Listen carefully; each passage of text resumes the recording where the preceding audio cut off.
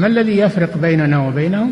منهج السلف، لأن السلف هم الذين فهموا الكتاب والسنة وساروا عليهما، فنحن نتبع السلف الصالح.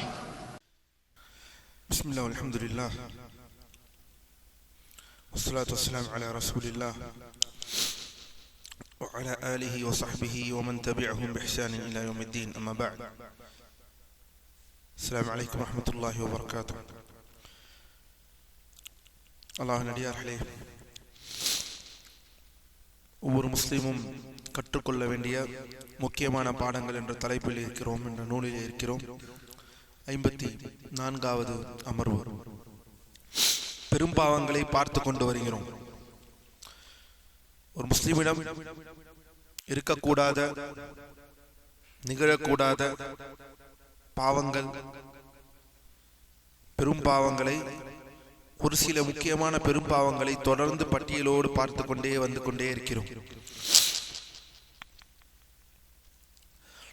நேற்று கடைசியாக அல்லாஹ்வின் அடியார்களே, ஒரு முஸ்லிமின் ரத்தம், ஒரு முஸ்லிமின் உயிர், செல்வம், அவனின் மானம், இந்த மூன்று விஷயம் எவ்வளவு மகத்துவமானது, அது எந்த அளவிற்கு அது ஹராமானது, ஒரு முஸ்லிமின் உயிர், அவனது செல்வம், அவனது கண்ணியம், இந்த மூன்றும் மார்க்கம் எந்த அளவிற்கு தடுத்திருக்கிறது, அதில் வரம்பு மீறாமல் இருக்க வேண்டும் என்ற அனைத்தையும் பார்த்தோம். அதிலிருந்து என்னென்னலாம் பார்த்தோம்?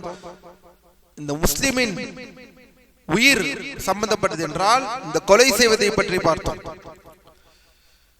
ஒரு முஸ்லிமின் செல்வத்தை பற்றி பார்த்தோம் என்றால் திருடுவது, அபகரிப்பது, மிரட்டி பிடுங்குவது, அல்லது பல வகையான முறையில் அநீதி இழைப்பது, லஞ்சம் வாங்குவது, லஞ்சம் கொடுப்பது என்று பல வகையில் ஒரு முஸ்லிமுடைய ஒரு சொத்து பாதுகாக்கப்பட வேண்டும் என்ற நிலையில் இருந்து அப்புறப்படுத்தப்படுவது. மூன்றாவது, ஒரு முஸ்லிமின் கண்ணியம், விபச்சார பழி சுமத்துவது, விபச்சாரி என்று சொல்வது அல்லது ஒரு விபச்சாரன் என்று சொல்வது, அந்த விபச்சார பழியை சுமத்துபவர்கள் சாட்சியை கொண்டு வராமல் ஆனால் அவர் நிலைமை என்ன, அவருக்கான தண்டனை என்ன என்ற அனைத்தையும் நேற்று தெளிவாக பார்த்தோம்.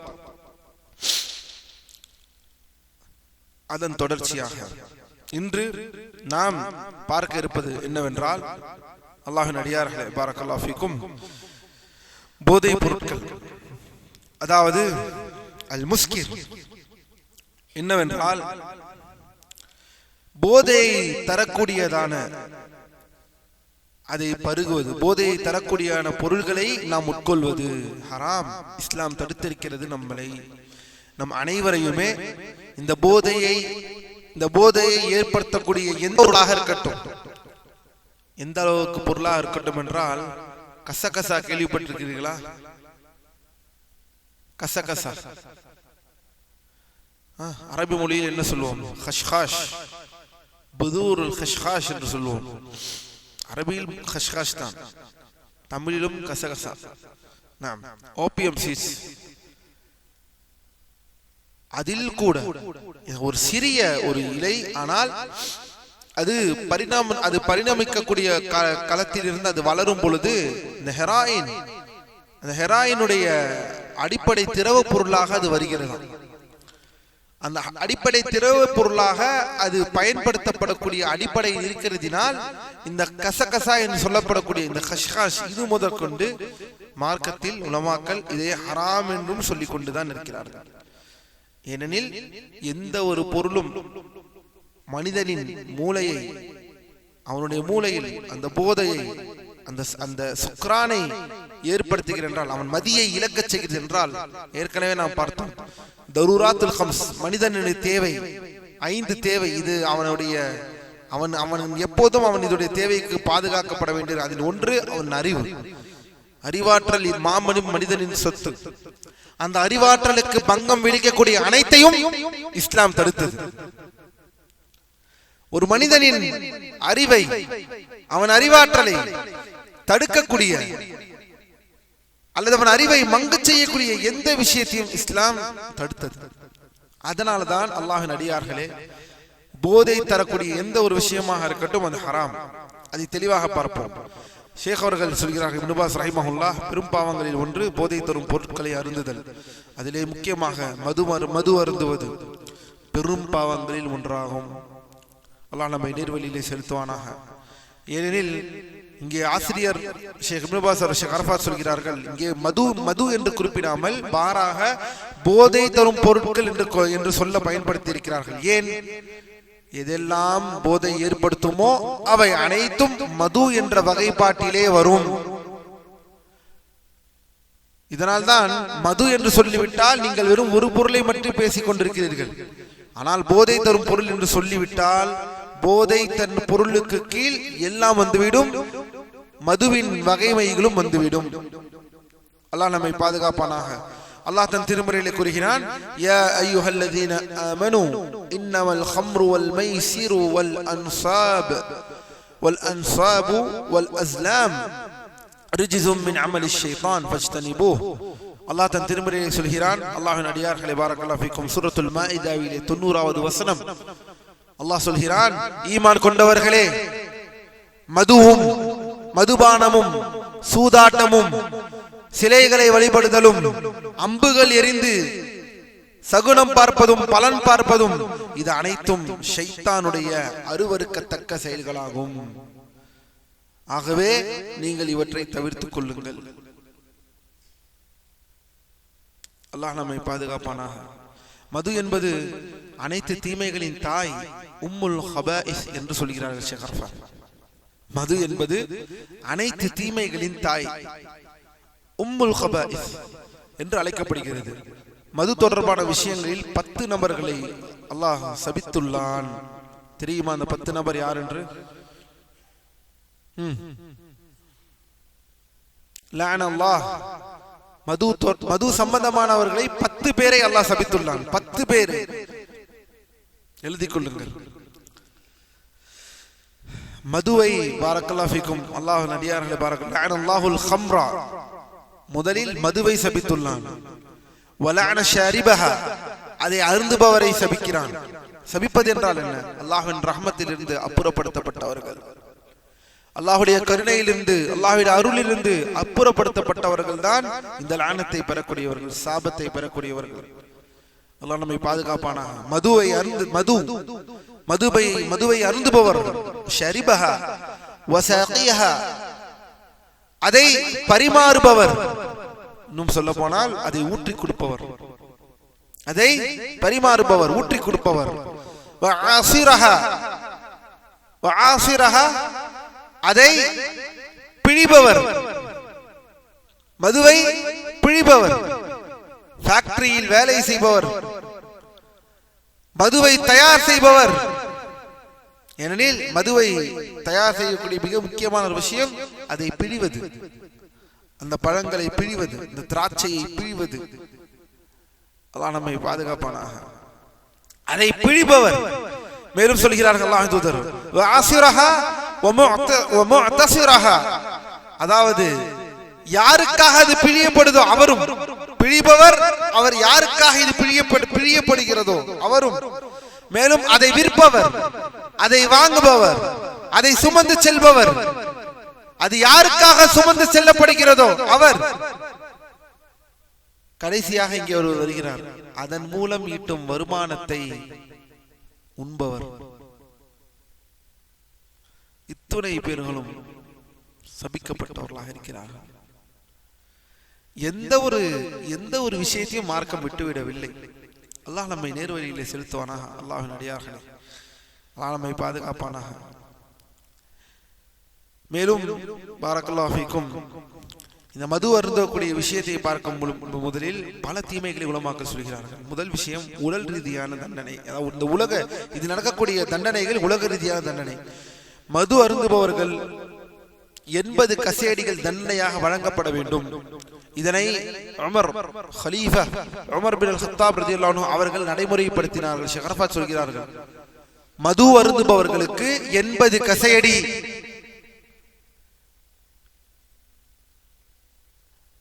என்ன சொல்வது? எங்கே நாம் வாழ்கிறோம்?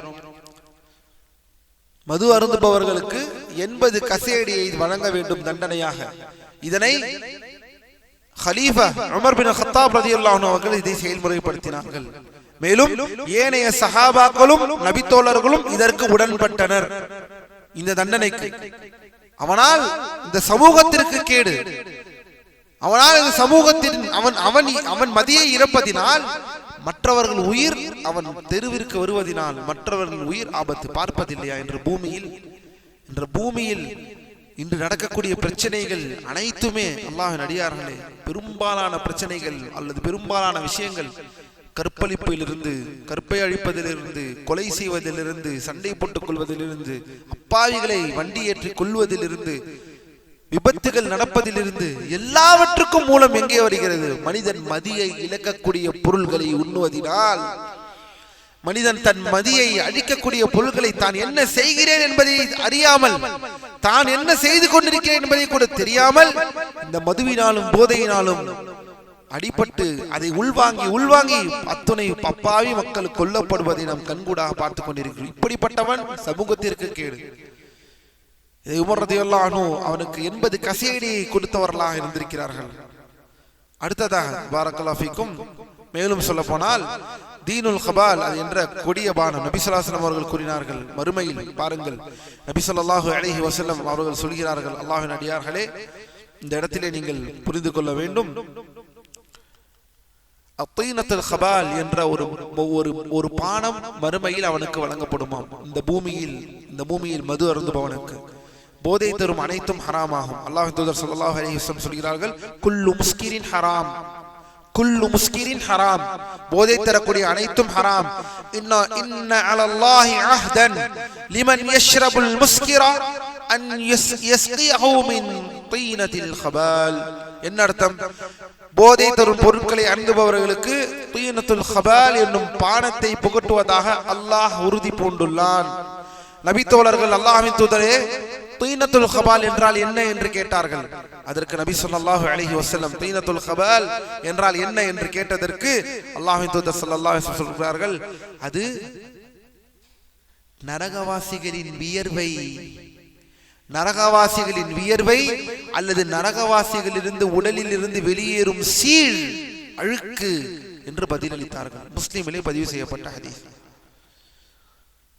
மது அருந்துபவர்களுக்கு மறுமையிலான தண்டனை தீனத்துல் கபால் அவர்களுக்கு அருந்தப்படும். அது என்ன? وما طينة الخبال يا رسول الله؟ قال عرق أهل النار، عرق أهل النار أو عصارة أهل النار. நரகவாசிகளின் அரக் வியர்வை அல்லது சீழ் என்று அல்லாஹ்வின் தூதர் ஸல்லல்லாஹு அலைஹி வஸல்லம் அவர்கள் சொல்கிறார்கள். அல்லாஹ் நம்மை பாதுகாப்பானாக. மேலும் மறுமையில் ஏற்படும் இழப்பு இந்த மது போதையை உட்கொள்வதினால். இவ்வுலகில் மது அருந்திவிட்டு நபி ஸல்லல்லாஹு அலைஹி வஸல்லம் அவர்கள் சொல்கிறார்கள், இவ்வுலகில் மது அருந்தியவர் மன்னிப்பு தேடாதவரை மறுமையில் அதை அருந்த மாட்டார்.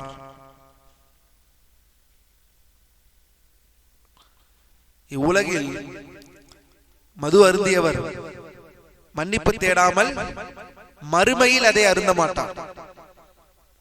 ஏனெனில் மறுமையில் அல்லாஹ் சுப்ஹானஹு வ தஆலா இந்த மதுவை நமக்கு ஹலாலாக்கி இருக்கிறார். இதுதான் சோதனை. இந்த பூமியில் அல்லாஹ் சுப்ஹானஹு வ தஆலா அதை தெளிவாக ஹராமாக்கி இந்த பூமியுடைய வாழ்க்கை விஷயத்தில் மாபெரும் கேடுகளை உண்டாக்கும் என்ற அந்த அடிப்படையை இந்த உம்மத் மாபெரும் அழிவுக்கு சென்றக்கூடிய விஷயத்தாக இருக்கக்கூடிய இந்த போதைகளை தடுத்திருக்க, அதை நாம் உட்கொள்வது அல்லாஹ்வின் அடியார்கள் அல்லாஹ்வின் வரம்புகளையும் அல்லாஹ்வுடைய கட்டளைகளையும் மீறுவதினால் மறுமையில் அவனுக்கு இது கிடைக்காமல் போகிறது என்பதை தெளிவாக இந்த இடத்திலே அல்லாஹ்வின் தூதர் ஸல்லல்லாஹு அலைஹி வஸல்லம் தெளிவாக சொல்கிறார்கள். அல்லாஹ்வின் தூதர் சொல்கிறார்கள், மன் ஷரிபல் ஹம்ர ஃபித் துன்யா ஹுரிமஹா ஃபில் ஆখিরাহ. من شرب الدنيا من شرب الخمر في الدنيا حرمها في الآخرة.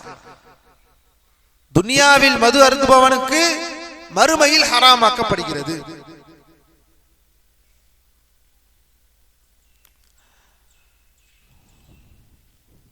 மேலும் அல்லாஹ்வின் தூதர் ஸல்லல்லாஹு அலைஹி வஸல்லம் அவர்கள் இன்னொரு விஷயத்தை சொல்கிறார்கள். அல்லாஹ்வின் அடியார்களே, மதுவுக்கு அடிமையானவன், அதாவது மதுவை தொடர்ந்து குடிப்பவன் பாவ மன்னிப்பு தேடாமல் மரணித்தால் அவன் அல்லாஹை சந்திக்கும் பொழுது ஒரு சிலையை செய்பவனை, அதாவது ஒரு சிலை வழங்குபவனை போல அவன் கருதப்படுவான். அவன் ஒரு சிலை வணங்குபவனை போல கருதப்படுவான். யாரை? மது அருந்தி அதன் பால் தௌபா கேட்காமல் தௌபா செய்யாமல் மீளாமல் இருப்பவன் சிலை வணங்கியை போல அவன் நாளை கருதப்படுவான் என்று அல்லாஹ்வின் தூதர் ஸல்லல்லாஹு அலைஹி வஸல்லம் சொல்கிறார்கள். அல்லாஹ்வின் அடியார்கள், இந்த எச்சரிக்கையில் மிக கடுமையான எச்சரிக்கையாக விடுக்கப்பட்டுள்ளது. ஒரு சிலையை அருந்துபவனோடு அவன் ஒப்பிடப்படுகிறான் என்றால், எவ்வளவு சிலையை வணங்குபவனோடு ஒப்பிடப்படுகிறான் என்றால் எவ்வளவு மோசமான ஒரு பாவமாக இருக்க முடியும் என்பதை நாம் புரிந்து கொள்ளுங்கள். ஏனெனில் மதுவுக்கு அடிமையானவனின் இதயம் அதனுடன் மிக தீவிரமாக பிணைந்து விடுகிறது. மதுவுக்கு அவன் அடிமையாக விட்டான் என்றால் அவனுடைய இதயம் அந்த மதுவிற்கு தீவிரமாகி அவனுக்கு அடிமையாகி விடுவதனால் ஒரு சிலையாரனை செய்பவன் தனது சிலைகளை விட்டு விலகாமல், எதனால் சிலை வணங்குபவனோ அல்லது சிலை செய்பவனை பற்றி இங்கு சொல்கிறார்கள் அல்லாஹ்வின் தூதர். ஏனெனில் சிலையை செய்பவன், சிலையை செய்து கொண்டிருப்பவன் அந்த சிலையோடு அவன் உள்ளம் பிணைந்து விடும். அந்த சிலைகளோடு அவன் உள்ளம் பிணைந்து விடும். தனது சிலைகளை விட்டு விலகாமல் இருப்பது போலவே இவனும் மதுவை விட்டு விலகாமல் இருப்பான். அல்லது மதுவை விட்டு விலகுவது அவனுக்கு சாத்தியமில்லாத ஒரு விஷயமாக ஆகிவிடும்.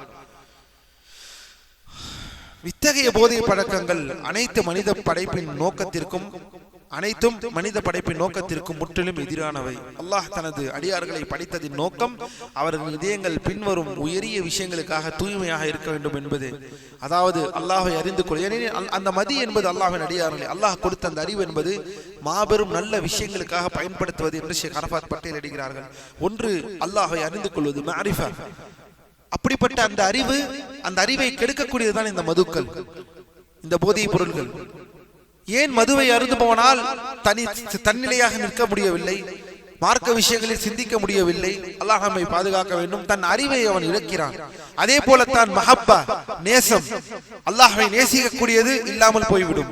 ஹஷ்யா, அல்லாஹ்வை அஞ்சுதல், திக்ர், அல்லாஹ்வை நினைவு கூறுதல், அவனிடம் முனாஜாத், அல்லாஹ்வுக்கும் அவனுக்கும் மத்தியில் உரையாடல்களை வைத்துக் கொள்ளுதல், துஆ, இது அனைத்தையும் தடுக்கின்றது. ஒரு மனிதனின் மதியை இழந்தது என்றால், ஒரு மதுவை அருந்துவதினால் அல்லது போதை தரக்கூடிய பொருள்கள், இன்று மதுவோடு சேர்ந்து பாருங்கள், நம்முடைய நாட்டில் மதுவோடு இந்த போதை பொருட்கள் ஏறி போய்விட்டது, தலைக்கேறி விட்டது. அல்லாஹ்வின் அடியார்கள், எங்கும் போதை பொருட்கள், எதிலும் போதை பொருட்கள், எல்லா விஷயங்களிலும் போதைகள். அல்லாஹ் நம்மை நேர்வழியிலே செலுத்துவானாக. அல்லாஹுக்கும் அடியானுக்கும் இடையில் எது தடையாக அமைகிறதோ, எது அடியானுக்கு எவ்வித அவசியமற்றதோ, மாறாக எது வெறும் தீங்கை மட்டும் விளைவிக்கிறதோ, அத்தகைய காரியங்கள் அனைத்தும் ஹராமாகிறது. எனவே அல்லாஹ்வின் அடியார்களே, மதுவிடி விஷயத்தில், இந்த போதை தரக்கூடிய விஷயங்களில் அல்லாஹ் நம்மை நேர்வழியிலே செலுத்துவானாக. அடுத்ததாக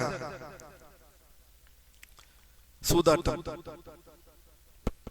கேம்பிளிங். அடுத்ததாக சூதாட்டம். இது மதியை அளிக்கும். இது எதை அழிக்கும்? செல்வத்தை அழிக்கும். அவன் சேர்த்து வைத்த செல்வத்தை அழித்து செல்வான், அழித்து விட்டுவான். ரம்மி சர்க்கிள், அப்புறம் ட்ரீம் 11, சர்வசாதாரணமாக எல்லார் மொபைல்களிலும். ஏன்? ஏனெனில் அதுல ஏதோ பிரைஸ் இருக்கு. அல்லாஹ்வின் அடியார்களே, ஹராம், இது அனைத்தும் ஹராம். பணத்தை, பொருளாதாரத்தை ஈட்டுவது என்பது நம் உழைப்பால் தான் அதை ஈட்ட முடியும். அல்லாஹ் நாடினால் அந்த உழைப்பு தான் ஈட்ட முடியும், சூதாட்டம் விளையாடுவதன் மூலியமாக அல்ல. பெரும் பாவங்களில் ஒன்றாக சூதாட்டம் விளையாடுதல், அதாவது மைசிர் என்று மார்க்கம் தெளிவாக கூறுகிறது. சூதாட்டம் ஹராம் என்பதற்கான சான்று அல்லாஹ்வின் வேதத்தில் தெளிவாக இருக்கிறது. அல்லாஹ் தன் திருமறையில் கூறுகிறான், அதே வசனம் தான். இன்னமல் ஹம்ரு வல் மைசிர், சூரத்துல் மாயிதாவிலே வரக்கூடிய 90வது வசனம். அல்லாஹ் உங்களுக்கு போதையை தடுத்திருக்கிறான், அதே போல் சூதாட்டத்தை தடுத்திருக்கிறான் என்று தெளிவாக வருகிறது. அல் மைசிர், மைசிர் என்றால் சூதாட்டங்கள், மார்க்க ஆதாரம். இங்கே மைசீர் என்பது அனைத்து விதமான சூதாட்டங்களையும் குறிக்கும் என்பதில் அல் குர்ஆனின் விரிவுரையாளர்கள் முஃபஸ்ஸிரீன்கள் ஏகோபித்த முடிவில் உள்ளனர். எல்லா வகையான சூதாட்டமும் வரும். சூரா மாயிதாவிலே வரக்கூடிய அந்த வசனம் அல் மைசீர் என்ற அந்த வார்த்தை எல்லா வகையான சூதாட்டத்தையும் குறிக்கும். மக்களின் செல்வங்களை தவறான அநியாயமான வழியில் உண்பதை கண்டித்து அல்லாஹ் பல வசனங்களை இறக்கியுள்ளான். நபி ஸல்லல்லாஹு அலைஹி வஸல்லம் அவர்கள் கூறுகிறார்கள், மன் கால, கவனியுங்கள், யாராவது தனது தோழரிடம் வா நாம் சூதாடுவோம் என்று சொன்னால் அந்த பாவத்திற்கு பரிகாரமாக அவர் தர்மம் செய்யட்டும். அல்லாஹ்வின் தூதர் ஸல்லல்லாஹு அலைஹி வஸல்லம் சொல்கிறார்கள், மன் கால லி ஸாஹிபிஹி தஆல்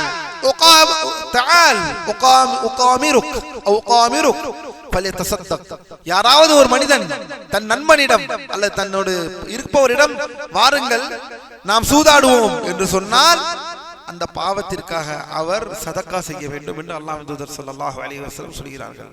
சூதாடுவது இன்று சர்வசாதாரணமாக கையில் வந்து விட்டது. அல்லாஹ்வின் அடியார்களே,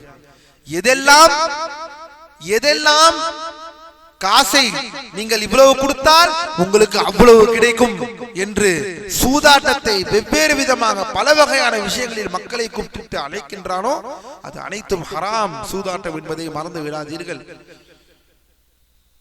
எப்படி அல்லாஹ்வின் அடியார் எப்படி இப்படி யோசிக்கிறீர்கள்? ஒரு பொருளை ஒரு 10 ரூபாவை 20 ரூபாவாக எவ்வாறு ஆக்க முடியும்? அதற்கு எவ்வளவு உழைப்பு தேவை என்பதை உங்களுக்கு தெரியாதா? அப்படி இருக்கும் பட்சத்தில் 10 ரூபாய் போட்டால் உங்களுக்கு 1 லட்சம் கிடைக்கும் என்று ஒருவன் சொல்கிறான் என்றால் இது 50 பேரோட காசை போட்டு அதில் ஒருவன் குழுக்களிலே ஜெயிக்கிறது. இதுதானே சூதாட்டம். இது ஹராமான வழியில் தீர்க்கப்பட்டது என்பதை எவ்வாறு நாம் தெரியாமல் இருக்கிறோம்? அதை உண்ணுவதற்கு எவ்வாறு நாம் தயாராகிறோம்? 10 ரூபாய் போட்டு ஒருவன் 1 லட்சம் தருகிறான் என்றால் அவன் 1 லட்சம் பேரிடம் 10 ரூபாய் வாங்குகிறான். அதில் ஒரு ஆளுக்கு கொடுத்துவிட்டு மற்றவர்களை உங்களுக்கும் இதே போல அடுத்த வாட்டி கிடைக்கும் என்று ஆசை காட்டுகிறான். அவனுக்கும் கிடைக்கும் கிடைக்கும் கிடைக்கும் என்று எட்டாத ஒரு விஷயத்தை, இல்லாத ஒரு விஷயத்தின் பால் அவனை ஈர்க்க செய்வதுதான் இந்த கேம்பிளிங், இந்த சூதாட்டம். 100 பேரில் ஒருவருக்கு 50 கோடி கிடைத்து விட்டது, இவருக்கு அந்த கோடி கிடைத்து விட்டது, இவருக்கு இத்தனை கோடி கிடைத்து விட்டது என்று நாம் எல்லாம் கஷ்டப்பட்டு உழைக்கிறோம். இவனுக்கெல்லாம் எவ்வாறு இவ்வளவு கிடைக்கிறது, நாம் ஏன் இவ்வளவு உழைக்க வேண்டும் என்று மனிதன் அவனுடைய அடிப்படை வாழ்க்கை முறையை தகர்க்கும்படி இந்த சூதாட்டங்களும் இந்த சூதாட்ட அறிவிப்புகளும். அல்லாஹ் நம்மை பாதுகாக்க வேண்டும். சுப்ஹானல்லாஹ், எவ்வளவு மோசமான ஒரு கொடிய காலத்தில் இருக்கிறோம். நியூஸ் பேப்பரை திறந்தால் அந்த நாட்டில் டிராவில் ஒருவர் வெற்றி பெற்று விட்டார், ஒரே நாளில் கோடீஸ்வரர் ஆகிவிட்டார், ஒரே நாளில் இப்படி ஆகிவிட்டார். எந்த காசு? யார் உழைத்தது? யார் உழைத்தார்? யாருடைய உழைப்பில் ஒரே நாளில் 1 கோடி ஒருவர் பெற்றார்? ஹராம். இதை உண்பதில் அல்லாஹ்வுடைய பரக்கத்தில் இருக்கும் என்று நினைக்கிறீர்களா? காலத்திற்கு உங்களால் உணர முடியாது. அது மறுமையில் நீங்கள் செய்த இந்த தவறுக்கு நீங்கள் பதில் சொல்ல வேண்டும் என்பதை மறந்து விடாதீர்கள். இதை வேற பார்த்து நாமும் கவலைப்படுவது. நாம ஏன் உழைக்கிறோம் கஷ்டப்பட்டு? நம்ம ஏன் உழைக்கிறோம்? இதோ பாரு, சும்மா இருந்தவர் இவருக்கு ஒரு நாள்ல கிடைச்சிருச்சு காசு, 1 கோடி கிடைச்சிருச்சு, 2 கோடி கிடைச்சிருச்சு. அல்லாஹ் நம்மை பாதுகாக்க வேண்டும். அல்லாஹ்வின் அடியார்களே, தெளிவு பெற்றுக் கொள்ளுங்கள். சமூகமே தெளிவு பெற்றுக் கொள்ளுங்கள் இந்த சூதாட்ட விஷயங்களில். மேலும் சூதாடுவோம் என்று சொல்வதும் மிகவும் மார்க்கம் தடுக்கப்பட்ட விஷயத்திலே தெளிவாக சொல்கிறது. சூதாட்டம் என்று சொல்வது மாத்திரமே ஒரு பாவமாகும் என்றால் அதற்கு பகரமாக தர்மம் செய்ய வேண்டும் என்று இருக்கும் பொழுது அந்த செயலை செய்வது எவ்வளவு பெரிய பாவமாக இருக்கும் பாருங்கள். ஹதீஸில் என்ன வருகிறது? சூதாடுவது பற்றி வருகிறதா, சதக்கா செய்ய சொல்லி, அல்லது சூதாடுவோம் என்று சொல்வதால் வருகிறதா? சூதாடுவோம் என்று சொல்வதால் சதக்கா செய்ய என்று சொல்கிறார்கள் என்றால் சூதாட்டம் செய்வது, சூதாட்டத்தில் ஈடுபடுவது, அதுவும் அல்லாஹ் பாதுகாக்க வேண்டும். முக்கியமாக இந்த டிவியில் இந்த கிரிக்கெட் பார்க்கிறேன், அது பார்க்கிறேன், இது பார்க்கிறேன் என்று வந்து விட்டாலே போதும் இந்த சூதாட்ட கும்பல், இந்த சூதாட்ட பொய்க்கார கும்பல், அநியாயக்கார கும்பல், இந்த அநீதியாளர்கள், இந்த அசிங்கம் பிடித்தவர்களும் வந்து விடுவார்கள் மக்களின் பணத்தை சுரண்ட. தப்பு தப்பான பெயர்களை காமித்து விளையாட்டில் நாங்கள் யூகிக்கிறோம், அது எங்கள் திறமை. தக்குல்லா, அல்லாஹ்வை அஞ்சிக் கொள்ளுங்கள். என்ன திறமை? எது திறமை? இது திறமையா? இதுதான் திறமையா? இதுதான் உழைப்பா? இந்த கிரிக்கெட் போன்ற விஷயங்கள் வந்துவிட்டது என்றால் இந்த சூதாட்ட கும்பலும் வந்துவிடும். மக்களின் பணத்தை சுரண்டுவதற்கு ரம்மி சர்க்கிள் என்றும், ட்ரீம் லெவல் என்றும், ஜங்கிலி என்றும், பிங்கிலி என்றும். அல்லாஹ் நம்மை பாதுகாப்பானாக. அல்லாஹ்வை அஞ்சிக் கொள்ளுங்கள் அல்லாஹ்வின் அடியார்களே. அடுத்ததாக பெரும் பாவங்களில் ஒன்று புறம் பேசுதல்.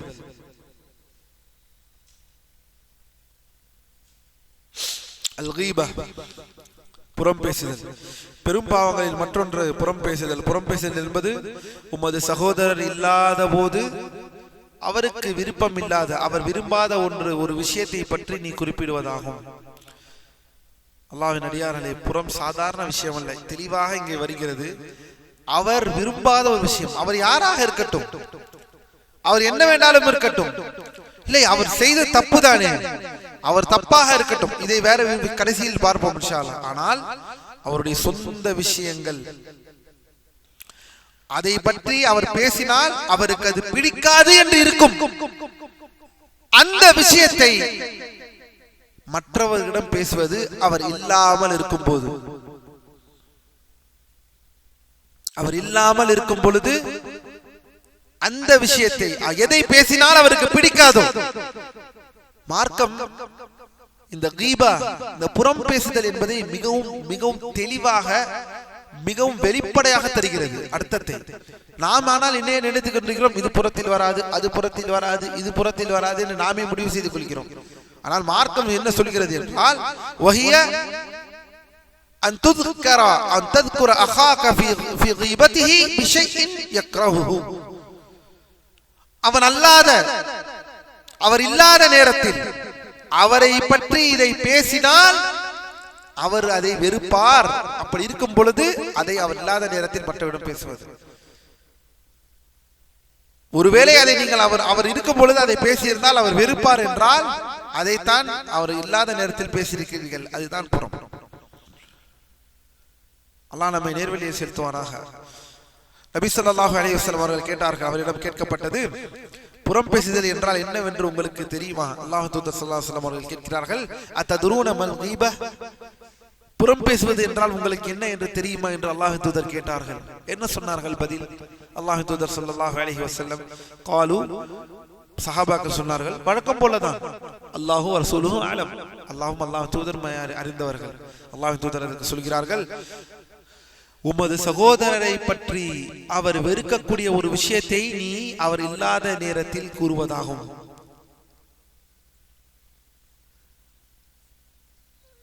புறம் பேசுதல் என்றால் என்ன?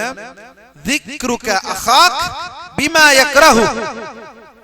உமது சகோதரனை பற்றி அவர் வெறுக்கக்கூடிய விஷயத்தை பேசுதல். அவர் வெறுப்பார், அந்த விஷயத்தை பேசினால் அவர் முன்னால் பேச அதை வெறுப்பார், அதே அவர் இல்லாமல் போது மற்றவரிடம் பேசுவது. உடனே சஹாபி எந்திரித்து கேட்டார்கள், யா ரசூலல்லாஹ், நான் சொல்லும் அந்த விஷயம் எனது சகோதரிடம் உண்மையில் இருந்தாலுமா? நான் இல்லாததை சொல்லவில்லை, நான் இருப்பதை தான் சொல்கிறேன். நான் இல்லாததை ஒன்றும் சொல்லவில்லை, அவர் செய்கிறார், அது உண்மை, அதை தான் நான் சொல்கிறேன். அப்போது என்ன சொல்கிறார்கள் நபி ஸல்லல்லாஹு அலைஹி வஸல்லம் அவர்கள்? நீர் சொல்லும் விஷயம் அவரிடம் இருந்தால் நீ அவரை பற்றி புறம் பேசுகிறாய், அவர் இல்லாமல் இருக்கும் எனில் நீ புஹ்தான், அவதூறு கூறுகிறாய். அவதூறு என்பது அவர் செய்யாததை அவரை பற்றி பேசுவது, இது அவதூறு. புறம் என்பது செய்வதை தான் பேசக்கூடாது என்று மார்க்கம் சொல்கிறது. நான் அவர் செய்யறது தானே நான் சொல்றேன், அதுதான் புறம். அவர் செய்யறது தானே நான் சொல்றேன், அதுதான் புறம், அதுதான் புறம். செய்யாததை சொல்வது என்பதற்கு பெயர் புஹ்தான், அவதூறு, அது வேறு. செய்வதை பற்றி பேசுவதுதான் புறம். அவர் செய்திருப்பார், அவர் செய்யவில்லை என்றெல்லாம் யாரும் மறுக்கவில்லை. நாம் அவர் செய்திருக்கலாம், அதை பற்றி பேசுவதுதான் புறம். அல்லாஹ் நம்மை பாதுகாக்குமானாக. அல்லாஹ் தன் திருமறையிலே சொல்கிறான் சூரத்துல் ஹுஜராத்திலே, வலா யக்தப் பஅதுகும் பஅதன் அயுஹிப்பு அஹதுக்கும் அயக்குல லஹ்ம அஹீஹி மைதன் ஃபகரிஹ்துமூ. அல்லாஹ்வுடைய இந்த வசனத்தை பாருங்கள் அல்லாஹ்வின் அடியார்களே. உலகில் அதாவது சிலரை பற்றி புறம் பேச வேண்டாம் என்று அல்லாஹ் சொல்கிறான். ஒருவர் மற்றவரை புறம் பேச வேண்டாம் என்று அல்லாஹ் சொல்கிறான். சொல்லிவிட்டு அல்லாஹ் கூறுகிறான், உங்களில் எவராவது தனது இறந்த சகோதரனின் இறைச்சியை உண்ண விரும்புவாரா? என்ன ஒரு புறம் பேசுதல் எதற்கு சமம் என்றால், அவர் சகோதரன் இறந்த உடலை உண்ணுவது. அல்லாஹுல் முஸ்தஆன். அயுஹிப்பு அஹதுக்கும் அயக்குல லஹ்ம அஹீஹி மைதன் ஃபகரிஹ்துமூஹ். தன் இறந்த சகோதரனின் உடலை உண்ணுவது யாராவது தயாராக இருக்கிறார்களா? இல்லை, நீங்கள் வெறுப்பீர்கள் அல்லவா? அதுதான் புறம். ஏனெனில் அவர் இல்லாத நேரத்தில் அவரை பற்றி பேசுவது என்பது செத்த அவர் உடல், இறந்த ஒரு உடலை சாப்பிடுவது போல். அல்லாஹ்வின் அடியார்கள், அல்லாஹ் நம்மை பாதுகாப்பானாக. எனவே ஒரு முஸ்லிம் தனது நாவை பாதுகாத்துக் கொள்வது கடமையாகும். மக்களின் கண்ணியத்தில் விளையாடுவதை தவிர்க்க வேண்டும். ஏனெனில் நாம் பேசும் ஒவ்வொன்றும் நமக்கு எதிராக எழுப்பப்படுகின்றன. மறுமை நாளில் அதற்காக நாம் விசாரிக்கப்படுகிறோம். அன்றைய தினம் செல்வமோ பிள்ளைகளோ நமக்கு பயனளிக்காது. அபூ ஹுரைரா ரலியல்லாஹு அன்ஹு அவர்கள் அறிவிக்கக்கூடிய ஒரு ஹதீஸ், நபி ஸல்லல்லாஹு அலைஹி வஸல்லம் அவர்கள் கூறினார்கள், யார் உலகில் தனது சகோதரன் இறைச்சியை புறம் பேசுவதன் மூலம் உண்டாரோ, மறுமை நாளில் அந்த இறைச்சி அவருக்கு முன்னால் கொண்டு வரப்படும்.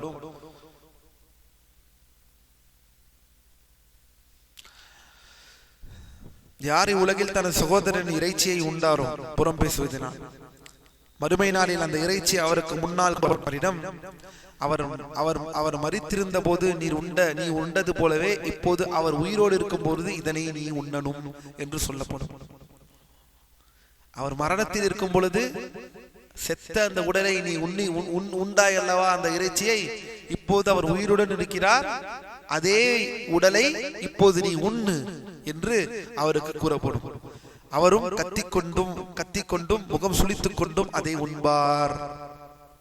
அவரும் கத்திக்கொண்டும் முகம் சுளித்துக் கொண்டும் அதை உண்பார். அல்லாஹ் நம்மை பாதுகாப்பானாக. அல்லாஹ்வின் அடியார்களே, சாதாரண ஒரு விஷயம் அல்ல. ஹதீஸ் கராயித்தி மசாவில் அக்லாக் தபரானியிலே இது பதிவு செய்யப்பட்ட ஹதீஸ். ஷேக் அரஃபாத் இதை ஹசன் என்று தரப்படுத்தியிருக்கிறார்கள். அல்லாஹ் நம்மை நேர்வழியை செலுத்துவானாக. எந்த செத்த உடலை இந்த பூமியில் உண்டோமோ அது நாளை உயிரோடு இருக்கக்கூடிய உடலாக அந்த உடலை உண்ணும்படி நாம் கட்டளையிடப்படுவோம் என்பதை மறந்து விடாதீர்கள். மேலும் இந்த நாவை பாதுகாப்பது குறித்து இந்த மௌனத்தின் அவசியம் அல்லாஹ் சுப்ஹானஹு வ தஆலா தன் திருமறையிலே கூறுகிறான், எந்த ஒரு சொல்லையும் அவர் மொழிவதில்லை, அவரிடம் கண்காணித்துக் கொண்டிருக்கும் மாணவர்கள் தயாராக இருப்பதை தவிர. எந்த ஒரு சந்தேகமும் இல்லை. மா யல்ஃபிது மின் கௌலின் இல்லா லதைஹி ரகீபுன் அதீத். எந்த ஒரு சொல்லும் அவர் மொழிவதில்லை. எப்போது தவிர அங்கு வானவர்கள் அவர் பேசுவதை கண்காணித்து எழுதி கொள்ளாமல் இருப்பதை தவிர. நம்முடைய ஒவ்வொரு பேச்சிற்கும் மாணவர்கள் இருக்கிறார்கள், அதை எழுதி கொண்டிருக்கிறார்கள், அதை மறந்து விடாதீர்கள். கிராமன் காத்திபீன் யஅலமூன மா தஃஅலூன். கிராமன் காத்திபீன் யஅலமூன மா தஃஅலூன். நீங்கள் செய்வதை அவர்கள் அறிந்திருக்கிறார்கள். அல்லாஹ் நம்மை பாதுகாப்பானாக. அல்லாஹ்வின் அடியார்களே, மேலும் அல்லாஹ்வையும் மறுமை நாளையும் நம்பக்கூடிய கடமைகள் சுமத்தப்பட்ட விஷயத்தில் அல்லாஹ் தூதர் ஸல்லல்லாஹு அலைஹி வஸல்லம் சிந்தித்து நிதானமாக பேச வேண்டும். ஒரு மனிதர் எதனை பேச நினைத்தாலும் அதை பேசுவதற்கு முன் நிதானமாக சிந்தித்து பார்க்க வேண்டும். அந்த பேச்சில் நன்மை இருப்பது தெரிந்தால் மட்டுமே அதை அவர் பேச வேண்டும், இல்லையெனில் அவர் மௌனமாக இருக்க வேண்டும். அல்லாஹ் தூதர் ஸல்லல்லாஹு அலைஹி வஸல்லம் அவர்கள் சொல்கிறார்கள், எவர் அல்லாஹ்வையும் மறுமை நாளையும் நம்புகிறாரோ அவர் நல்லதை பேசட்டும் அல்லது மௌனமாக இருக்கட்டும். அவர் பேசினால் நன்மையை பேசட்டும் அல்லது மௌனமாக இருக்கட்டும். எனவே நன்மையானவற்றை தவிர எதையும் பேசாதீர்கள் அல்லாஹ்வின் அடியார்களே. உண்மையிலேயே இது சாதாரண விஷயம் அல்ல. பேசினால் நன்மையை பேசுங்கள், அப்படி இல்லை என்றால் மௌனம் காருங்கள். குறைகளை தேடுபவர்களுக்கான எச்சரிக்கை பாருங்கள். இந்த ஹதீஸை பாருங்கள். நபி அவர்கள் கூறுகிறார்கள், தனது நாவினால் ஈமான் கொண்டு இன்னும் ஈமான் தனது இதயத்திற்குள் நுழையாத மக்களே, நீங்கள் முஸ்லிம்களை பற்றி புறம் பேசாதீர்கள், அவர்களின் குறைகளை தேடி அலையாதீர்கள். எவர் பிறருடைய குறைகளை தேடி அலைகிறாரோ அவருடைய குறைகளை அல்லாஹ் தேடி அலைவான். அல்லாஹ் யாருடைய குறைகளை தேடுகிறானோ அவரை அவரது வீட்டிற்குள்ளேயே அவர் வெளியே வரவிட்டாலும் இழிவுபடுத்துவான். யோசிக்காமல் பேசும் வார்த்தையின் ஆபத்து. ஒரு அடியான் சில நேரங்களில் ஒரு வார்த்தையை பேசுவார், ஆனால் அதன் தீவிரத்தை பற்றி அவர் சிந்திக்க மாட்டார். ஆனால் அந்த ஒரு வார்த்தை அவரை நரகத்தின் விளிம்பில் அழித்து சென்றுவிடும் என்று மார்க்கம் சொல்லுகிறது. நபி ஸல்லல்லாஹு அலைஹி வஸல்லம் கூறுகிறார்கள், நிச்சயமாக ஒரு அடியான் அல்லாஹ்வின் கோபத்திற்குரிய ஒரு வார்த்தையை அதை பற்றி சிறிதும் சிந்திக்காமலே அவர் எதிர்பாராமல் பேசிவிடுகிறார். அதன் காரணமாக அவர் நரகத்தில் போய் விடுகிறார். ஒரே ஒரு வார்த்தை, யோசிக்காமல் நிதானம் இல்லாமல் பேசிவிடுவது, ஒரே வார்த்தை, அதனால் அவர் நரகத்திற்கு போய்விடு. ஒரு வார்த்தையை பேசுவதனால் ஒருவர் நரகம் செல்கிறார் என்றால் என்ன சொல்வது நம்மை? முஸ்லிமின் அறிவிப்பிலே அந்த வார்த்தை என்ன இருக்கிறது என்பதை அவர் சிந்தித்து பார்க்காமலேயே பேசிவிடுகிறார். அதன் காரணமாக கிழக்கிற்கும் மேற்கிற்கும் இடைப்பட்ட தூரத்தை விட ஆழமாக அவர் நரகத்தில் செல்கிறார். அதை சிந்திக்காமல் பேசக்கூடிய அந்த அவசரம் தாயிடமோ தந்தையிடமோ மனைவியிடமோ உற்றார் உறவினர்களிடமோ சக சகோதரர்களிடமோ அல்லாஹ் நம்மை பாதுகாப்பானாக. ஒரு மனிதன் ஒரு வார்த்தையை சொல்லும் பொழுது, அல்லாஹ்வின் அடியார்களே, இதை எவ்வளவு நாம் அருவருப்பானது அல்லது அதன் விளைவு என்னவாக இருக்கும் என்பதை நாம் நிதானமாக சிந்திக்காமல் பேசுவதை குறித்து உதாரணமாக ஷேக் அவர்கள் சொல்கிறார், ஒரு ஆட்சியாளரிடமோ அல்லது ஒரு அதிகாரியிடமோ மற்றவர் மீதோ அவதூறு விபச்சார பழி சுமத்துவது, ஒரு முஸ்லீமுக்கு தீங்கு விளைவிக்கக்கூடிய அல்லது ஒருவது மனதை உடைக்கக்கூடிய வார்த்தைகளை பேசுவது, இது அனைத்தும் இதில் வந்து அடையும் என்பதை மார்க்கம் தெளிவாக சொல்கிறது. மேலும் சுவனத்திற்கு ஒரு நேரடி உத்தரவாதம் என்ன? நபி அவர்கள் கூறுகிறார்கள், யார் தனது இரு தாடைகளுக்கு இடைப்பட்ட ஒன்றிற்கு, தாடைகளுக்கு இடைப்பட்ட ஒன்றிற்கு என்றால் என்ன? இங்கு யார் தனது இரு தாடைகளுக்கு இடைப்பட்ட ஒன்றிற்கும் தனது இரு கால்களுக்கு இடைப்பட்ட ஒன்றிற்கும் என்னிடம் பொறுப்பேற்றுக் கொள்கிறார்களோ, அதாவது அதை பாதுகாப்பதாக உறுதி அளிக்கிறார்களோ, அவருக்கு நான் சுவனத்தை பொறுப்பேற்று தருகிறேன். லா இலாஹா இல்லல்லாஹ், லா இலாஹா இல்லல்லாஹ். என்ன ஒரு அழகான ஒரு ஹதீஸ் என்பதை பாருங்கள் அல்லாஹ்வின் அடியார்களே. என்ன ஒரு அழகான ஹதீஸ், எப்படி ஒரு அழகான ஹதீஸ். மை யஸ்மன் லி மா பைன லிஹ்யைஹி வ மா பைன ரிஜ்லைஹி அத்மனு லஹு அல் ஜன்னah. இரு தாடைகளுக்கு நடுவில் இருப்பதையும் இரு தொடைகளுக்கு நடுவில் இருப்பதையும் இரு கால்களுக்கு இடைப்பட்ட அதை நடுவில் இருப்பதையும் பொறுப்பேற்றக்கூடிய, அதாவது பாதுகாப்பதாக யார் உறுதி அளிக்கிறார் அவருக்கு நான் சோனத்திற்கு பாதுகாப்பு தருகிறேன். என்ன என்ன அந்த இரு தாடைகளுக்கு நடுவில் இருப்பது? நாவு. இரு கால்களுக்கு நடுவில் இருப்பது மர்ம உறுப்பு. புறம் பேசுதல், வாயால் பிரச்சனைகளை உருவாக்குதல், நாவினால் மற்றவர்கள் அனைத்து விஷயமும் மற்றும் விபச்சாரமும். இந்த இரண்டும் இல்லாமல் அல்லாஹ் நம்மை பாதுகாப்பானாக. நாமும் அதை பாதுகாக்கக்கூடிய மக்களாக, அந்த சோனத்திற்குள் நுழையக்கூடிய மக்களாக அல்லாஹ் நம்மை ஆக்குவானாக. அல்லாஹ்வின் அடியார்களே, மேலும் அல்லாஹ் நம்மை நேர்வழி செலுத்துவானாக. பெரும் பாவங்கள், மனிதன் செய்யும் பெரும்பாலான பாவங்கள் இந்த இரண்டின் மூலமே ஏற்படுகின்றன என்று ஷேக் அரஃபாத் சொல்கிறார்கள். மனிதன் செய்யும் பெரும் பாவங்கள் அனைத்தும், முக்கியமானது அனைத்தும் இந்த இரண்டின் மூலம், நாவு மற்றும் மர்ம உறுப்பு. தாடைகளுக்கு இடைப்பட்டது, அதில் பேசுவது மட்டுமல்லாது உண்ணுதல், பருகுதல், தவறான நேரத்தில் மௌனமாக இருப்பதும் அடங்கும். பாருங்கள், இதையும் ஷேக் அவர்கள் சொல்கிறார்கள், சாதாரணமாக விடவில்லை, எல்லாமே வந்துவிடும் என்று சொல்கிறார்கள். அதாவது அவர் உண்ணுவது, ஹராமாக உண்ணுவதோ அல்லது பேசுவது, சாப்பிடுவது, பேச்சு அல்லது பேச வேண்டிய நேரத்தில் பேசாமல் இருப்பது, சத்தியத்தை வெளிப்படுத்தும் பொழுது சத்தியத்தை சொல்லாமல் இருப்பது, சத்தியத்தை தீமை என்றால் தீமையை எச்சரிப்பது மக்களிடம் என்ற அனைத்தும் இதில் வந்துவிடும் என்று ஷேக் சொல்கிறார்கள். மேலும் ஒரு விஷயத்தை இங்கே குறிப்பிடுகிறார்கள். உக்பத் இப்னு ஆமிர் ரலியல்லாஹு அன்ஹு அவர்கள் நபி ஸல்லல்லாஹு அலைஹி வஸல்லம் அவர்கள் வந்து வெற்றி பெறுவது எப்படி என்று கேட்டார்கள். என்ன கேட்டார்கள்? நபி அலி நஜாத், இந்த வெற்றியை பற்றி கேட்கிறார். அதற்கு நபி ஸல்லல்லாஹு அலைஹி வஸல்லம் கூறுகிறார்கள், உமது நாவை கட்டுப்படுத்திக்கொள், உமது நாவை கட்டுப்படுத்திக்கொள். அதாவது அம்சிக் அலைக லிசானக் வல் யஸஅக பைதுக, உமது இல்லம் உமக்கு இடமளிக்கட்டும். அதாவது தேவையற்ற சமூக குழப்பங்களில் சிக்காமல், வீணான இடங்களுக்கு செல்லாமல் வீட்டிலே இரு.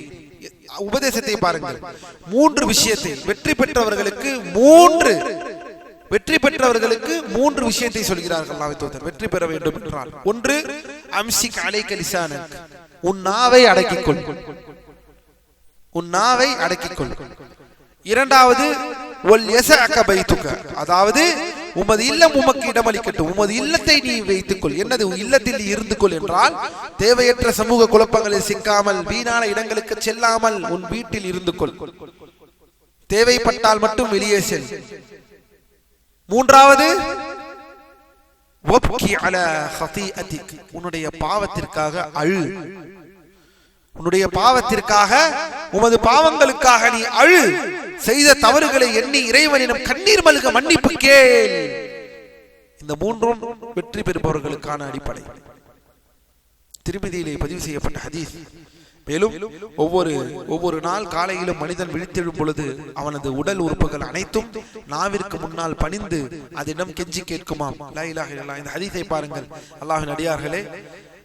வல் இன்சானு இதா அஸ்பஹ ஃபஇன்னல் அஅதா குல்லஹா تكفر اللسان فتقول له اتق الله فينا فإنما نحن بك فإن استقمت استقمنا وإن اعوججت اعوججنا.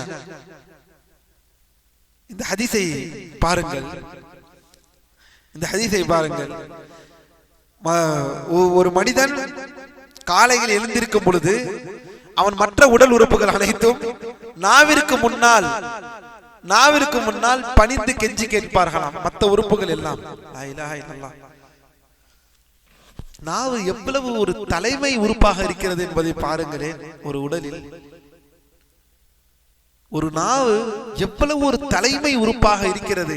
அந்த நாவு தான் அனைத்திற்கான அடையாளம் என்பது போல இருக்கிறது. மற்ற உறுப்புகள் காலையில் எந்திரித்தவுடன் நாவிடம் சென்று நாக்கிடம் பேசுவார்களாம், எங்கள் விஷயத்தில் அல்லாஹ்வை அஞ்சிக்கொள், எங்கள் விஷயத்தில் அல்லாஹ்வை அஞ்சிக்கொள். மற்ற உறுப்புகள் கை கால்கள் எல்லா உறுப்புகளும் எங்கள் விஷயத்தில் அல்லாஹ்வை அஞ்சிக்கொள், நாங்கள் உன்னைத்தான் சார்ந்துள்ளோம், நீ நேராக இருந்தால், நீ சீர் பெற்றால் நாங்கள் சீர் பெற்றிருக்கோம், நீ கோணலாகி விட்டால், தவறிழைத்து விட்டால் நாங்களும் தவறிழைத்தோம், நாங்களும் கோணலாகி விடுகிறோம். فإذا استقمت استقمنا فإذا وجدت وجدنا. இவ்வளவு அழகான ஒரு ஒரு ஒரு பொன்மொழியை என்பதை நாம் இங்கு யோசிக்க வேண்டும். அல்லாஹ்வின் அடியார்களே, அல்லாஹ் நம்மை நேர்வழி. அஹ்மதிலே பதிவு செய்யப்பட்ட ஹதீஸ், திருமதியிலே பதிவு செய்யப்பட்ட ஹதீஸ் ஹசன், ஏற்றுக்கொள்ளப்படக்கூடிய ஹதீஸாகத்தான் இருக்கிறது. வலில்லாஹில் ஹம்து. அதனால் ஷேக் அவர்கள் சொல்கிறார், இந்த ஹதீஸை சொல்லிவிட்டு, அல்லாஹ்வின் அடியார்களே, ஒருவர் புறம் பேசுவதை, அதாவது புறம் பேசுவதை கேட்டும் போது அதை மறுப்பதும் தடுப்பதும், அதை கூறுபவரை அங்கீகரிக்காமல் இருப்பதும் ஒரு முஸ்லிமின் கடமையாகும். யாராவது உங்களிடம் ஒருவரை பற்றி புறம் பேசுகிறார் என்றால் உடனடியாக அவரை நிறுத்துங்கள். உடனடியாக அதை நிறுத்துவதற்கான முயற்சிகளை செய்யுங்கள். அல்லாஹ்வின் அடியார்களே, இன்னும் அவர்கள் உண்மையான வீணான பேச்சுகளை அவர்கள் புறக்கணிப்பார்கள் என்று மார்க்கம் சொல்கிறது. அல்லாஹ்வின் தூதர் ஸல்லல்லாஹு அலைஹி வஸல்லம், எவர் தனது சகோதரன் கண்ணியத்திற்கு மாறாக அவனது மானத்திற்கு இழுக்கு ஏற்படும் போது அதனை தடுத்து காக்கிறாரோ, மறுமை நாளில் அவரது முகத்தை நரக நெருப்பிலிருந்து காப்பது அல்லாஹ்வின் மீது கடமையாகும். யாராவது புறம் பேசினால் உங்களுக்கு என்ன பிரச்சனை, ஏன் இப்ப அவர் இல்லாத நேரத்தில் இதை ஏன் பேச வேண்டும், நேரடியாக அவரிடம் சொல்லுங்கள். இவர் நீங்கள் தவறு செய்கிறவரை நேரடியாக அவர்களுக்கு சொல்லுங்கள். அவர் சொல்லாமல் அந்த விஷயத்தை நீங்கள் இவ்வாறு பேசுவது வேண்டாம் என்பது தன் சகோதரின் மானத்தை காப்பாற்ற வேண்டும். அதுவும் அது அவருடைய தனிமை சார்ந்த விஷயங்கள், அவருடைய வாழ்க்கை சார்ந்த விஷயங்கள். சரி, அடுத்ததாக புறம் பேசுவது ஒரு சில காரணத்திற்காக அனுமதிக்கப்பட்டுள்ளதா? புறம் பேசுவது ஒரு சில காரணத்திற்காக அனுமதிக்கப்பட்டுள்ளதா? ஆம், அனுமதிக்கப்பட்டுள்ளது. எதற்கெல்லாம் அனுமதிக்கப்பட்டுள்ளது அதை இப்போது பார்ப்போம். பொதுவாக புறம் பேசுவது பெரும் பாவம் என்றாலும் சில குறிப்பிட்ட இக்கட்டான சூழ்நிலைகளில் ஒருவது குறையை பேசுவதற்கு மார்க்க அறிஞர்கள் ஏகோபித்த முறையில் இஜ்மாவின் அடிப்படையிலே இதற்கு அனுமதி இருக்கிறது என்று தெளிவாக ஒற்றை கருத்து இருக்கிறார்கள். எந்தெந்த விஷயத்திற்கு? முதல் விஷயம், அநீதிக்கு எதிராக முறையிடுதல். என்ன? அத்தவல்லும், அதாவது ககௌலில் மஸ்லூம் இன்தல் காதி, அதாவது ஆட்சியாளரிடமோ அல்லது நீதிபதியிடமோ ஒருவர் முறையிடுகிறார் என்றால், எனக்கு ஒருவர் இவ்வாறு அநியாயம் செய்கிறார், பாதிக்கப்பட்ட ஒரு நீதிபதியிடமோ அல்லது ஒரு அதிகாரியிடமோ சென்று தனக்கு இழைக்கப்பட்ட அநீதியை பற்றி முறையிடுவதாகும். இன்னார் எனக்கு அநீதி இழைத்து விட்டார், என்னை துன்புறுத்தி விட்டார், அவரிடமிருந்து எனக்கு நீதியை பெற்று தருவதற்காக உங்களிடம் வந்துள்ளேன், எனக்கு இதை செய்தார், எனக்கு அதை செய்தார் என்று அவரை பற்றி முழுவதுமாக அவர் இருக்கத்தான் செய்வார். அதற்காக இந்த இடத்திலே பேசாமல் எல்லாம் இருக்க முடியாது. உன் சகோதரன் நீ சொன்னால் இதை வெறுப்பாய், அவரை பற்றி பேசிக் கொண்டிருக்கிறியே, அவர் வெறுப்பார் என்று சொன்னால் அது நியாயமா? ஒருவரை பற்றி அவருடைய தீங்கிலிருந்து தன்னை பாதுகாத்துக் கொள்வதற்காக அவர் பேச வேண்டும் அந்த இடத்தில். அப்படி பேசவில்லை என்றால் இது புறம் என்று சொல்வீர்களா? இது புறம் அல்ல. இது என்னால் தனக்கான உரிமையை அவர் வாங்கிக் கொள்கிறார். அதற்குத்தான் நீதிமன்றங்கள் இருக்கின்றது, மார்க்க நீதிமன்றங்கள். காதியிடம் சென்று இதை முறையிட வேண்டும். அப்போது அவர் முழுவதுமாக அவர் என்ன செய்கிறார் என்பதை நியாயமாக அவர் சரியான முறை எடுத்துரைப்பதில் எந்த தவறும் இல்லை. இது முதல் விஷயம். இரண்டாவது, மார்க்க தீர்ப்பு வழங்கும் பொழுது, மார்க்க தீர்ப்பு வழங்கும் பொழுது எடுத்துக்காட்டாக சொல்கிறார்கள், பாதிக்கப்பட்ட ஒருவர் நீதிபதியிடம், அதாவது ஒருவர் ஒரு மார்க்க அறிஞரிடம் சென்று தீர்ப்பு கேட்கும் பொழுது சம்பந்தப்பட்ட நபரின் பெயரையோ அல்லது அவரது குறையையோ குறிப்பிடுவது. ஆலிம்களிடம் கேள்வி கேட்கப்படும். என்னுடைய கணவர் இவ்வாறு இருக்கிறார், என்னுடைய மனைவி இவ்வாறு இருக்கிறார், என் தாய் இவ்வாறு செய்கிறார்கள், என் தந்தை இவ்வாறு செய்கிறார்கள், என் சகோதரன் என்னிடம் இப்படி செய்கிறார் அப்படி செய்கிறார் என்று அவரை பற்றி பேசுவது. அவர் இல்லாத நேரம் அவரை பற்றி தான் பேசுகிறோம். இது எதுவும் புறத்தில் வராது என்பதை மார்க்கம் தெளிவாக சொல்கிறது. உதாரணமாக, ஒரு பெண் தனது கணவர் தொடர்பான மார்க்க சட்டத்தை அறிவதற்காக ஒரு முஃப்தியிடம் கேட்பது. இதற்கு ஆதாரமாக பரக்கல்லாஹு ஃபீக்கும் ஹிந்த் ரலியல்லாஹு அன்ஹா அவர்கள் தொடர்பான ஹதீஸ் அமைகிறது. நபி ஸல்லல்லாஹு அலைஹி வஸல்லம் அவர்கள் வந்து கூறியதாவது, அல்லாஹ்வின் தூதரே, நிச்சயமாக அபூ சுஃபியான் ஒரு கஞ்சத்தனமான மனிதர். ஹிந்த் ரலியல்லாஹு அன்ஹா யாரை பற்றி முறையிடுகிறார்கள்? யாரை பற்றி? தங்கள் கணவர். யார் அவர்கள்? அபூ சுஃபியான். அவர்களை பற்றி அல்லாஹ்வின் தூதரிடம் முறையிடுகிறார்கள். என்னவென்று முறையிடுகிறார்கள்? என் கணவர் கஞ்சனாக அவர்கள் இருக்கிறார்கள், என் கணவர் கஞ்சனாக இருக்கிறார்கள் என்று அல்லாஹ்வின் தூதரிடம் முறையிடுகிறார்கள். அவராக எனக்கு கொடுக்கும் தொகை எனக்கு எனது பிள்ளைகளுக்கும் போதுமானதாக அல்ல. எனவே அவருக்கு தெரியாமல் அவரது செல்வத்திலிருந்து நான் எடுத்துக்கொள்வதில் என் மீது ஏதும் குற்றம் உண்டா என்று நபி ஸல்லல்லாஹு அலைஹி வஸல்லம் அவர்களிடம் கேட்கப்பட்டது. அவர் கஞ்சனாக இருக்கிறார், எனக்கும் என் பிள்ளைகளுக்கும் அவர் தரக்கூடிய தொகை போதுமானதாக அல்ல, எனவே அவருக்கு தெரியாமல் அவரது செல்வத்திலிருந்து நான் எடுத்துக்கொள்ளலாமா என்று கேட்கப்படுகிறது. அதுக்கு அல்லாஹ்வின் தூதர், உனக்கும் உனது பிள்ளைகளுக்கும் போதுமான அளவு முறையான நியாயமான முறையில் அவரது செல்வத்திலிருந்து நீ எடுத்துக்கொள் என்று அல்லாஹ்வின் தூதர் ஸல்லல்லாஹு அலைஹி வஸல்லம் இங்கே தெளிவான விஷயமாக விளக்குகிறார்கள். இதுவும் அனுமதிக்கப்பட்டது. முதல் விஷயம் நீதிபதியிடம். இரண்டாவது விஷயம் ஆலிமிடம் தன்னுடைய சொந்த பிரச்சனையை பேசி அதற்கு தீர்வு கேட்க வேண்டும் என்று வரும் பொழுது. மூன்றாவது அனுமதிக்கப்பட்ட நேரம் தீமையை தடுப்பதற்கு உதவி தேடும் பொழுது. தீமையை தடுப்பதற்காக, அதாவது ஒரு தீமையை கண்டு அதனை தடுத்து நிறுத்துவதற்காக தனது சகோதரர்களிடம் உதவி தேடுவதாகும். அவர்கள் தனக்கு உதவி செய்வார்கள் என்ற நம்பிக்கையில் அந்த தீமையை பற்றி அவர்கள் முறையிடலாம். இது புறத்தில் வராது. எடுத்துக்காட்டாக, இந்த மனிதர் இன்னின்ன தவறுகளை செய்வதை நான் பார்த்தேன், அவர் அத்தீமையை தொடர்ந்து செய்து வருகிறார். இத்தனை பேர் உலமாக்களிடம், படித்தவர்களிடம், நம் சகோதரர் எப்போதும் இங்கே வருபவர் தான், நம்முடன் இருப்பவர் தான், நம் பள்ளியில் தொழக்கூடியவர் தான், கொஞ்ச நாளாக நான் அவரை அந்த இடத்தில் பார்க்கிறேன், அவர் அந்த இடத்திற்கு செல்வதை நான் பார்க்கிறேன், அல்லது அவருடைய நட்பு வட்டாரங்கள் மாறிக்கொண்டிருக்கிறது, அவர் அதை செய்கிறார் இதை செய்கிறார் என்று அவரை திருத்த வேண்டும் என்ற பாணியில், அது யாரிடம் சொன்னால் அவருடைய நிலை சீர்பெறுவதற்கு ஒரு வாய்ப்பு இருக்கிறதோ தாராளமாக அவரை பற்றி வந்து பேசலாம். மார்க்கம் அனுமதித்திருக்கிறது. ஏனெனில் அவர் திருத்தப்பட வேண்டும் என்ற அடிப்படையில் அதை பகிரங்கமாக வெளிப்பகம் செய்கிறார். எனவே அதை அகற்றுவதற்காக. ஆனால் இங்கே ஒரு நிபந்தனை, இங்கே அந்த தீமையை ஒழிப்பதும் அதனை தடுத்து நிறுத்துவதுமே அவருடைய நோக்கமாக இருக்க வேண்டுமே தவிர, அத்தகைய நோக்கமின்றி வெறுமன ஒருவரை பற்றி பேசுவது மட்டுமே நோக்கமாக இருந்தால் இது ஹராமாகிவிடும். அந்த நியத், அவரை தடுக்க வேண்டும் என்ற நியத் இருக்க வேண்டும். அவரை தடுக்க வேண்டும் என்று சும்மா வாயால பேசி அவரை பற்றி வெளியே மக்களுக்கு தெரியப்படுத்தணும் என்ற அந்த அடிப்படையில் பேசினால் அது தவறு என்பதை புரிந்து கொள்ளுங்கள். நீங்கள் சீர்திருத்தவாதி அல்ல, நீங்கள் குழப்பவாதி. அடுத்ததாக வேறு எதற்கெல்லாம் அனுமதி இருக்கிறது? நான்காவது அதே போலத்தான் நசீஹா, தீமையிலிருந்து மக்களை எச்சரிப்பது தொடர்பான விஷயங்களில் புறம் பேசுவது அனுமதிக்கப்பட்டுள்ளது. இது மார்க்கத்தை பற்றி. மார்க்கத்தில் யாராவது தவறு செய்கிறார் என்றால் அவர் சொந்த விஷயத்தை பற்றி அல்ல, குர்ஆனில் தவறாக பேசுகிறார், மார்க்க விஷயங்கள் புரிதல்களில் இணை வைப்பை வளர்க்கிறார், பிதத்தை பற்றி பேசுகிறார், இதை எச்சரிக்கைப்படுத்தி செய்வதற்கு முழு உரிமை இருக்கிறது மார்க்கத்தில். இது ஒருபோதும் புறத்தில் வராது. நீங்கள் என்ன அவரை பற்றி பேசுகிறீர்கள், அவர் கொள்கையை பற்றி பேசுகிறது, புறம் தானே. இது எப்படி புறமாகும்? புறம் என்பது அவர் சார்ந்த, அவருடைய வாழ்க்கை சார்ந்த தனிப்பட்ட வாழ்க்கையை பற்றி பேசுவதா? இது அல்லாஹ்வுடைய மார்க்கம். இந்த மார்க்கத்தில் யாராக இருந்தாலும், நானாக இருந்தாலும், எவராக இருந்தாலும் சரி, தவறாக ஒருவர் பேசுகிறார்கள் என்றால் அல்லாஹ்வுடைய வேதத்தை பற்றியும் குர்ஆனை பற்றியும் சுன்னாவை பற்றியும் சத்தியத்தை சொல்லாமல் அசத்தியத்தை மக்களுக்கு மத்தியில் பரப்பி கொண்டு ஒருவர் இருக்கிறார் என்றால் அவரை பற்றி எச்சரிப்பது மார்க்க அடிப்படை. காலம் காலமாக இதுதான் நடந்து கொண்டு வருகிறது. அல்லாஹ்வின் தூதர் எச்சரித்தார்கள், ஹவாரிஜிகளை சஹாபாக்கள் எச்சரித்தார்கள், அனைவர்களையும் வழிகட்ட கூட்டத்தை இவ்வாறு தலைமுறை தலைமுறையாக வாழையடி வாழையாக தொடர்ந்து மக்கள் அசத்தியவாதிகளை எச்சரிக்கை செய்து கொண்டுதான் இருக்கிறார்கள். இந்த எச்சரிக்கை செய்வது இதற்கு பெயர்தான்.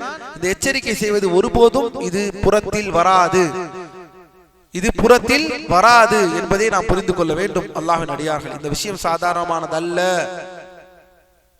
அடுத்ததாக பாருங்கள், தீமையிலிருந்து பிதத்வாதிகள் மற்றும் புறம் பேசுவது இந்த நோக்கம் தனிநபரை கேவலப்படுத்துவதல்ல. மறுபடியும் இந்த நோக்கம் தனிநபரை கேவலப்படுத்துவதல்ல, மாறாக மார்க்கத்தை பாதுகாப்பது, மார்க்கத்தை பாதுகாப்பது. இது பின்வரும் சூழலை உள்ளடக்கும். அல்லாஹ் நம்மை பாதுகாப்பானாக. எடுத்துக்காட்டாக ஹதீஸ் அறிவிப்புகளில் பலவீனமானவர்கள், பொய்யர்கள். இப்போ ஹதீஸை படிக்கிறோம் அல்லவா, ஹதீஸ் படிக்கும் பொழுது ஹதீஸ் கலை இருக்கிறது. ஹதீஸ் கலை ஒரு ஹதீஸுடைய ஒரு டெக்ஸ்ட், அந்த ஹதீஸின் அர்த்தம் சாதாரணமாக வராது. அதற்கு முன்னால் சங்கிலி, அந்த அறிவிப்பாளர் தொடர், அந்த அறிவிப்பாளர் தொடரை ஒருவரை பற்றிய விஷயத்தை பேசாமல் ஆராயாமல் நம்மால் ஹதீஸ் கலையிலே உள்ளே நுழைய முடியாது. அந்த அறிவிப்பாளர்கள் யார், அவர் எப்படிப்பட்டவர், அவர் நம்பகமானவரா, அவரிடம் ஏதாவது தவறு இருக்கிறதா, பேசிதான் ஆக வேண்டும். என்ன தவறு இருக்கிறது, அவரிடம் ஒழுக்க பிரச்சனை ஏதாவது இருக்கிறதா, அவர் அப்படி செய்வாரா இப்படி செய்வாரா, அவரை பற்றி எழுதி வைத்திருப்பார்கள் உலமாக்கள். ஏன், இது மார்க்கம் சம்பந்தப்பட்டது. ஏனெனில் இவரை கொண்டா அல்லாஹ் தூதருடைய சொற்கள் நாம் எடுக்க போகிறோம். இவர் வழியாக அல்லாஹ் தூதரின் கூற்றை எடுக்க போகிறோமா? எடுக்க மாட்டோம். அந்த வழிமுறையை நாம் தெளிவாக பிடித்துக் கொள்ள வேண்டும். ஹதீஸ் அறிவிப்பாளர்களில் பலவீனமானவர்கள் யார், பொய்யர்கள் மற்றும் நம்பகத்தன்மையாளர்களை பற்றி ஹதீஸ் கலை அறிஞர்கள் விளக்குவது. இதற்காகவே பலவீனமானவர்கள் மற்றும் கைவிடப்பட்டவர்கள் போன்ற தலைப்புகள் ஹதீஸ் கலை நூல்களை சொல்கிறேன். ஹதீஸ் கலை நூல்களில் பார்த்தீர்கள் என்றால் அறிவிப்பாளர்களில் பலவீனமானவர்கள் என்று தனி நூலே இருக்கிறது. வெறும் ஞாபக சக்தியில் பலவீனமானவர்களை மட்டும் பேசவில்லை, ஒழுக்க விஷயத்தில் இவரிடம் குறை இருக்கிறது, இவருடைய அஹ்லாக்கில் இவருடைய நடைமுறையில் குறை இருக்கிறது, இவர் அப்படி செய்து விட்டார் இப்படி செய்து விட்டார் என்றெல்லாம் புத்தகமே உலமாக்கள் எழுதியிருக்கிறார்கள். யார் அவர்கள் எழுதுவதெல்லாம் பெரும் பெரும் உலமாக்கள். மார்க்கத்தை படித்து யாருக்கும் அநீதி இழைத்து விடக் கூடாது என்ற அந்த அடிப்படையை மக்களுக்கு மத்தியில் தெளிவாக சொல்லக்கூடிய உலமாக்கள் அவர்கள் எழுதுவார்கள். புத்தகமாக இருக்கிறது. ஹதீஸ் கலையில் இந்த நூல்களை தாண்டாமல் உங்களால் எதையுமே படிக்க முடியாது. இதெல்லாம் அனுமதிக்கப்பட்ட விஷயம் என்பதை நாம் மறந்துவிட வேண்டாம். அதே போலத்தான் ஃபித்னாவாதிகளுக்கு மறுப்பளிப்பது, மக்களுக்கு வழிகேட்டை சொல்பவர்களை அவரை மக்களுக்கு மத்தியிலே எச்சரிக்கை செய்வது. மேலும் அல்லாஹ்வின் அடியார்களே, இது அனைத்துமே இது எல்லாமே மார்க்கத்திற்கு ஆதாரமாக உள்ளது, புறம் பேசுவதற்கு அனுமதிக்கப்பட்டது. மேலும் அல்லாஹ்வின் அடியார்களே, பாரக்கல்லாஹு ஃபீக்கும், திருமண ஆலோசனையின் போது உண்மையை சொல்லுதல். திருமணம் ஆலோசனையின் போது உண்மையை சொல்லுதல். ஒருவரிடம் உங்களை பற்றி திருமணத்தை பற்றி ஒருவரிடம் கேட்கிறார் என்றால் அந்த இடத்தில் அவரை பற்றி தெரியாமல் இருக்கிறோம் அல்லது அவரை பற்றி பேசாமல் இருக்கிறோம், அது புறம் பேசுவதாக ஆகிவிடும் என்றெல்லாம் கிடையாது. அந்த இடத்தில் பேசியே ஆக வேண்டும். உங்களிடம் ஒரு பெண்ணிற்கு நான் இவரை திருமணம் செய்ய போகிறேன், அவரை பற்றி உங்களுக்கு என்ன தெரியும் என்று கேட்டால் நீங்கள் அவரை பற்றி உண்மையை சொல்ல வேண்டுமா, அல்லது அவரை பற்றி இப்போது பேசிவிட்டால் அவருடைய தனிப்பட்ட வாழ்க்கையை பற்றி பேசுகிறோம், இது புறமாகிவிடும் என்று சொல்லுவோமா? பேச வேண்டும். பேசியே ஆக வேண்டும். இது அந்த பெண் சம்பந்தப்பட்ட வாழ்க்கை, அது ஒரு அமானா. அந்த நேரத்தில் ஒரு கேள்வியை கேட்கிறார் என்றால் அவரை பற்றி உங்களுக்கு தெரியும் பட்சத்தில் அவரை பற்றி பேசுவது மார்க்கம் தெளிவாக அனுமதித்த ஒரு விஷயம். அதேதான் ஒரு பெண்ணை பற்றி விசாரிக்கிறார்கள், அந்த மாப்பிள்ளைக்காக விசாரிக்கிறார்கள். அந்த பெண்ணை பற்றி தெரிந்தவர் பேசியே ஆக வேண்டும். நான் அவரை புறம் பேசுகிறேன், நான் அந்த பெண்ணை பற்றி புறம் பேசுகிறேன், அல்லது நான் அந்த ஆணை பற்றி புறம் பேசுகிறேன் என்று இதில் வராது என்பதை நாம் புரிந்து கொள்ள வேண்டும். நாம்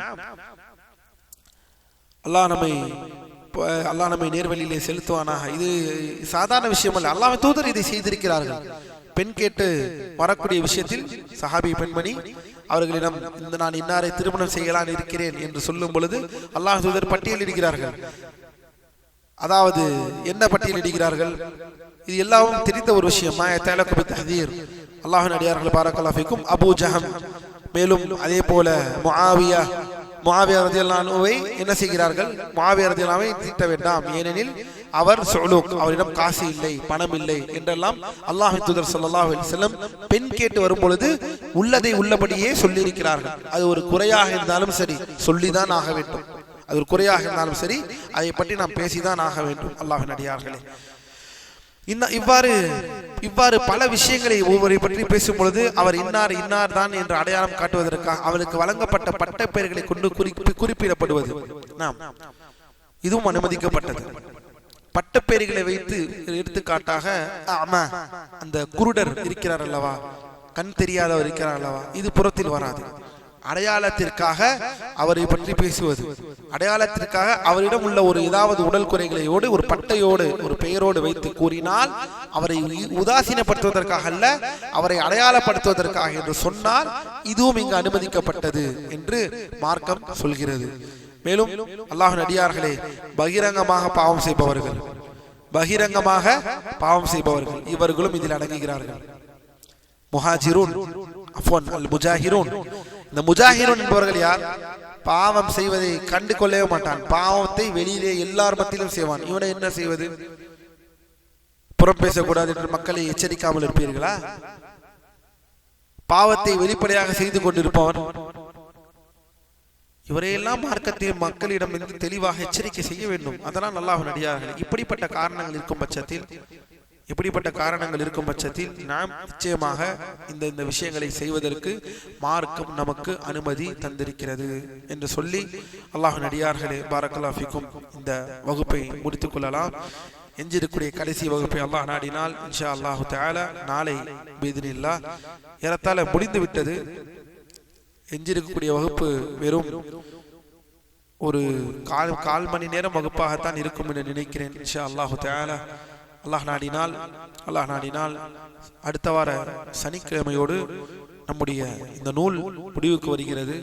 இந்த நூலின் கடைசி பகுதியான ஜனாசா சட்டத்திட்டங்கள் இன்ஷா அல்லாஹு தஆலா அல்லாஹ் நாடினால் அதை நாம் பிஇذنில்லாஹ் நோன்பு முடிந்ததற்கு பிறகு, ரமதான் முடிந்ததற்கு பிறகு ஷவ்வால் மாதத்தில் நாம் ஜனாசா சட்டத்திட்டங்களை பார்ப்போம். அந்த பாடம் தான் இந்த நூலுடைய கடைசி பாடம். அதல்லாத அனைத்து பாடத்தையும் நாம் ஏறத்தாழ முடித்து விட்டோம். எஞ்சிருக்கூடிய மீதமுள்ள ஒரு அந்த கொஞ்சமான வகுப்புகளை சனிக்கிழமை நாம் பார்ப்போம் இன்ஷா அல்லாஹ். வரும் சனிக்கிழமையில் அல்லாஹ் நம்மளுக்கு நேர்வழி செலுத்துவானாக. அல்லாஹ்வின் அடியார்களே, அகூலு கௌலி ஹாதா வஸ்ஸலாஹி வலக்கும் சுப்ஹானக்கல்லாஹு வ பிஹம்திக அஷ்ஹது அல்லா இலாஹா இல்லா அன்த அஸ்தக்ஃபிருக வ அத்தூபு இலைக். بيننا وبينكم السلف، بيننا وبينكم الكتب. كان أحمد يقول البدع بيننا وبينكم الجنائز.